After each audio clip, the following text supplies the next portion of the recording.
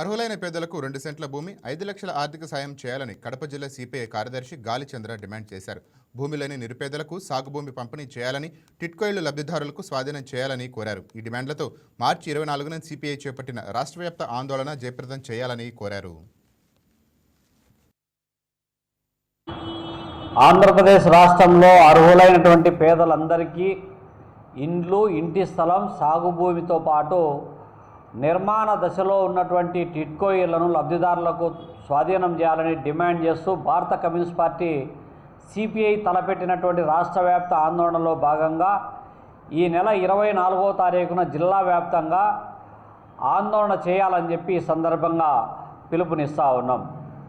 పాలక ప్రభుత్వాలు ఎన్నికల ముందు రాష్ట్రంలో అర్హులైన పేదలందరికీ ఇండ్లు, ఇంటి స్థలం, రేషన్ కార్డు, పెన్షను, మౌలిక సదుపాయాలతో పాటు అన్ని రకాల వసతులు కల్పిస్తామని చెప్పి ఎన్నికల్లో చెప్పడం, ఎన్నికల్లో ఓట్లు దండుకొని అధికారంలోకి వచ్చిన తర్వాత చేసిన ఏ ఒక్క వాగ్దానం కూడా అమలు చేసేటువంటి క్రమంలో ఇవాళ పాలక ప్రభుత్వాలు లేవు.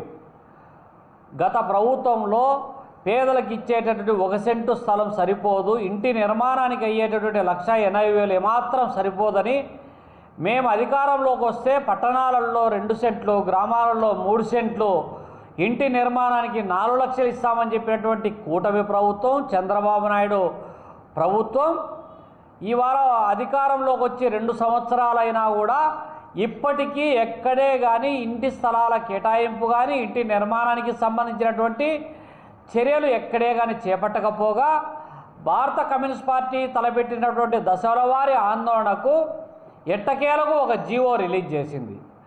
ఆ జీవో ఏంటంటే జీవో నంబర్ 23 ప్రకారం ఎవరే కానీ ఈ రాష్ట్రంలో ఇంటి స్థలం పొందాలంటే ఇది వరకు ఎక్కడే కానీ ఇంటి స్థలం వాళ్ళ పేరుతో పొంది ఉండకూడదు.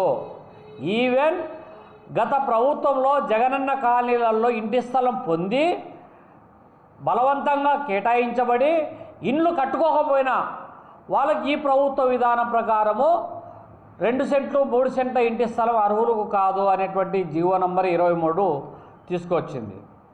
జీవితంలో ఎప్పుడే కానీ ఎక్కడే కానీ వాళ్ళ ఇంటి పేరుతో, వాళ్ళ పేరుతో ఇంటి పన్ను కావచ్చు, కరెంటు బిల్లు కావచ్చు, ఏవి ఉండకూడదు అనేటువంటి షరతులు సామాన్యులకు ఇవాళ ఎక్కడే కానీ స్థలం వచ్చేటువంటి ప్రశ్నే లేదు.